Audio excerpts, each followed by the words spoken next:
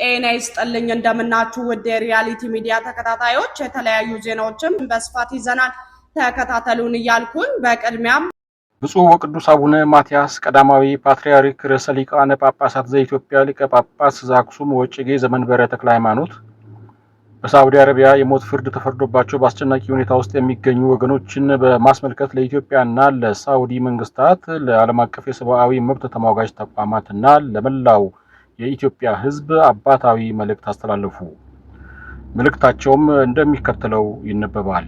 ግንቦት 4 ቀን 2018 ዓ.ም አዲስ አበባ ኢትዮጵያ። ቅዱስነታቸው ያስተላለፉት አባታዊ መልእክት እንደሚከተለው ነው። መልእክተ ብፁዕ ወቅዱስ ፓትርያርክ በስመ አብ ወወልድ ወመንፈስ ቅዱስ አሐዱ አምላክ ወመንፈስ ቅዱስ አሐዱ አምላክ አሜን። ተዘከሩ መቁሃነ ዘከመ ተሞቃህክሙ ምስሌሆሙ ወዕለተ ሰቃየሁ ከመ ዘሃለወክሙ በሥጋክሙ። ከእነርሱ ጋር አብራችኋቸው እንደታሰራችሁ ሆናችሁ እስረኞችን አስቡ፣ መከራ የጸናባቸውንም በሥጋችሁ ከእነርሱ ጋር እንዳላችሁ ሆናችሁ አስቡ። ዕብራውያን ምዕራፍ 13 ቁጥር 3።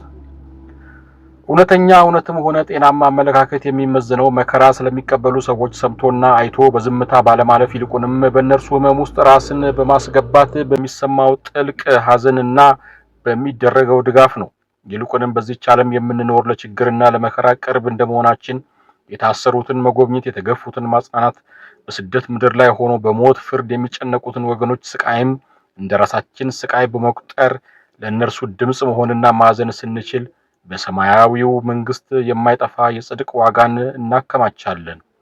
የተወደዳችሁ የመንፈስ ቅዱስ ልጆቻችን፣ እረኛ በበረት ውስጥ ያለችው አንዲት በግ ስትጠፋ ወይም ለአደጋ ስትጋለጥ ዝም ብሎ እንደማያይ ሁሉ በሳዑዲ አረቢያ ምድር በሞት ጥላ ስር ሆነው የፍትህ ያለህ እያሉ የሚጮሁ በጭንቀት ቀናትን የሚቆጥሩና ድምፅ የሌላቸው ኢትዮጵያውያን ልጆቻችን የተሻለ ኑሮ እናገኛለን ብለው በተሰደዱበት ሀገር ሕይወታቸው በጅምላ ሊቀጠፍ እንደሆነ መረጃውን ከልዩ ልዩ መገናኛ ብዙሃን የተገነዘብን በመሆኑ የዲፕሎማሲ ግንኙነት ጠቀሜታው የሰው ልጆችን ሕይወት ለመጠበቅ ነውና የኢትዮጵያ መንግስት በከፍተኛ ደረጃ ከሚገኙ ከሳዑዲ ባለስልጣናት ጋር በመነጋገር በግፍ የተፈረደባቸውን ልጆቻችን የሞት ፍርድ እንዲነሳላቸውና ወደ ሀገራቸው የሚመለሱበት መንገድ ይመቻች ዘንድ የተጀመሩ ስራዎች ልዩ ትኩረት እንዲሰጥባቸው፣ ወገኖቻችንም በቋንቋ እጥረትና በሕግ አማካሪ ጦት ለሞት እንዳይዳረጉ ከአደራ ጭምር እናሳስባለን። እግዚአብሔር አምላክ ለሰው ልጅ የሰጠው ታላቅ ስጦታ ሕይወት ነው። አትግደል የሚለው ሕግም በማንኛውም ምድርና ቋንቋ የሚሰራ ሲሆን ፍርድ ያለ ምሕረት ከሆነ አምላካዊ ቁጣን ይጋብዛልና የሳዑዲ ባለስልጣናት የሁለቱን ሀገራት የቆየ ታሪክና ወዳጅነት አስበው በሞት ፍርድ ጥላ ስር ላሉት ወገኖቻችን ምሕረት እንዲያደርጉ ቅጣቱንም ወደ እስራት እንዲቀይሩ በአባታዊ ርኅራኄ እንጠይቃለን። ዓለም አቀፍ የሰብአዊ መብት ተሟጋቾችም በማያውቁት ቋንቋ እንዲሁም ባልተረዱት የሕግ ሂደት ሞት የተፈረደባቸውን ወገኖች ስቃይ ተመልክተው የፍትህ መዛባትን እንዲቃወሙና የንጹሐንን ነፍስ እንዲታደጉ ጥሪያችንን እናቀርባለን።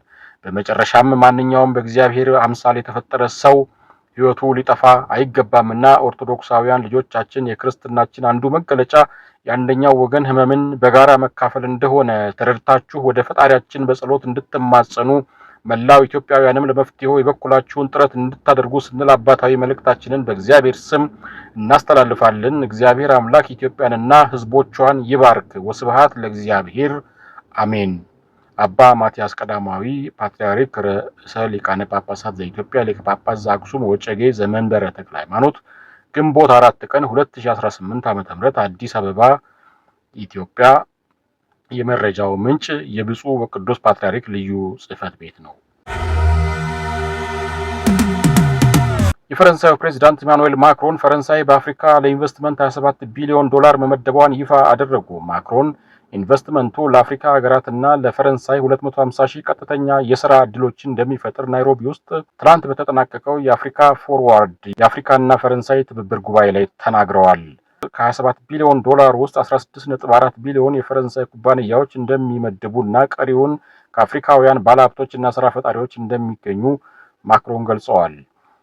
የጉባኤው አስተናጋጅ ኬንያ እና ፈረንሳይ በ805 ሚሊዮን ዶላር የወደብ መሰረተ ልማቶችን ማልማትን ጨምሮ 11 የኢንቨስትመንት ስምምነቶችን ተፈራርመዋል።